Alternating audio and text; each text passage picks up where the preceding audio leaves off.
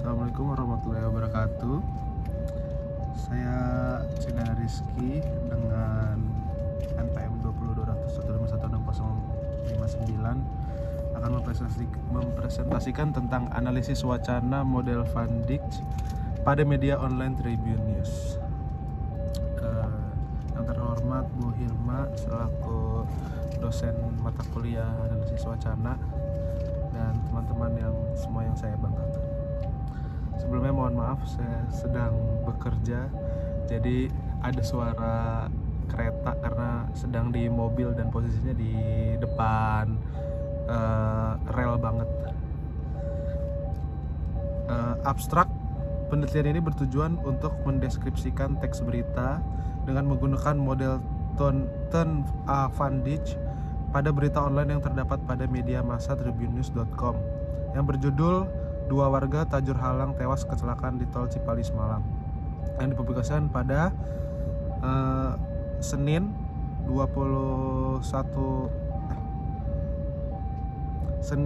3 Februari 2015. Kemudian metode yang digunakan pada penelitian adalah metode deskriptif kualitatif dengan teknik pengumpulan data, memperkaya informasi, membaca, mencari hubungan, dan menemukan pola atas dasar data analisisnya.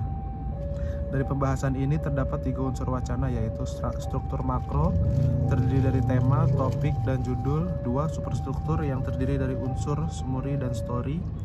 Dan 3. Struktur mikro yang meliputi unsur semantik, latar, detil, maksud, peranggapan.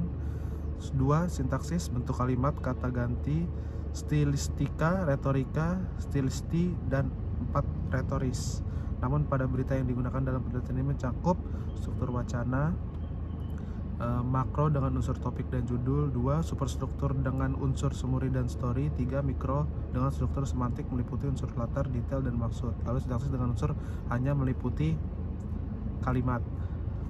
Pendahuluan. Berdasarkan hierarki wacana merupakan tataran bahasa yang terbesar, tertinggi, dan terlengkap. Wacana dapat dikatakan terlengkap karena wacana mencakup tataran di bawahnya, yakni fonologi, morfologi, sintaksis, semantik, dan ditunjang oleh unsur lainnya, yaitu situasi pemakaian dalam masyarakat. Wacana dibentuk oleh paragraf, sedangkan paragraf dibentuk oleh kalimat-kalimat.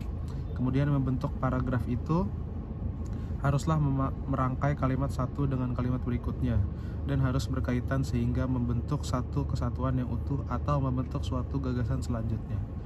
Paragraf-paragraf pun merangkai secara utuh membentuk sebuah wacana yang memiliki tema utuh. Dari hal tersebut, wacana juga memiliki struktur teks yang terdiri dari struktur makro, superstruktur, dan struktur mikro. Pandangan Van Dijk, struktur wacana diartikan sebagai cara yang efektif untuk melihat proses retorika dan persuasif yang dijalankan oleh seorang dalam menyampaikan pesan. Berita adalah laporan berisi informasi yang aktual, terkini, dan berdasarkan fakta. Dalam teks berita juga berisi informasi yang penting, layak, atau ingin diketahui oleh masyarakat umum. Model penelitian. Pada penelitian ini menggunakan jenis penelitian dengan metode deskriptif kualitatif dikarenakan untuk melakukan pendalaman deskripsi, analisis, kritis pada kajian berita dengan teknik pengumpulan data. Dengan memperkaya informasi, membaca, mencari hubungan, dan menemukan pola atas dasar data analisisnya, hasil analisis data tersebut akan berupa pemaparan mengenai situasi yang disajikan dalam bentuk teks naratif.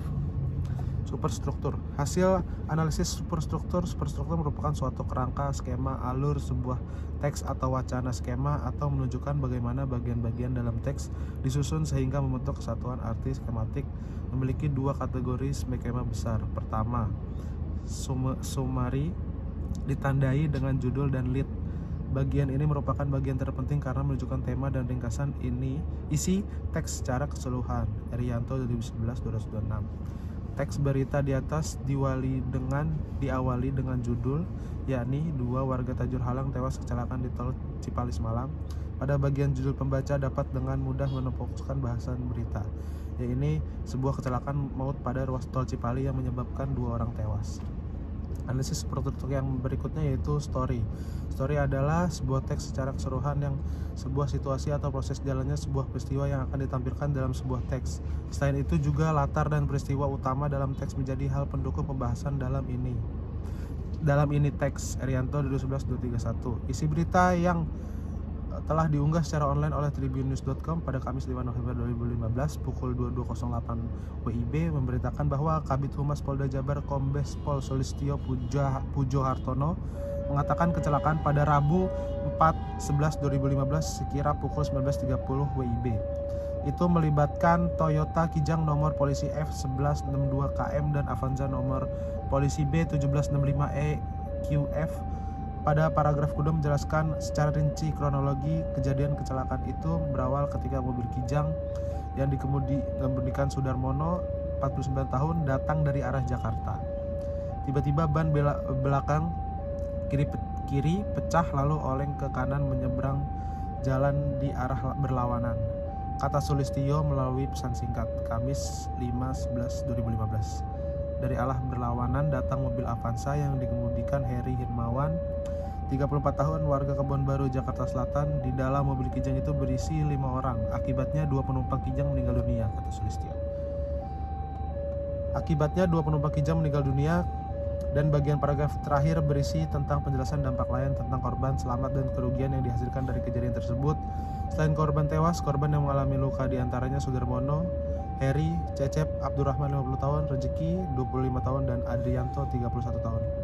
Cecep dan Rezeki merupakan warga desa Tajur Halang, sedangkan Adrianto warga Cipinang, Kecamatan Pulau Gadung, Jakarta Timur. Kerugian ditaksir sekitar 50 juta. Kecelakaan itu kini ditangani unit Laka Lantas Polres Indramayu, ujar Sulistyo.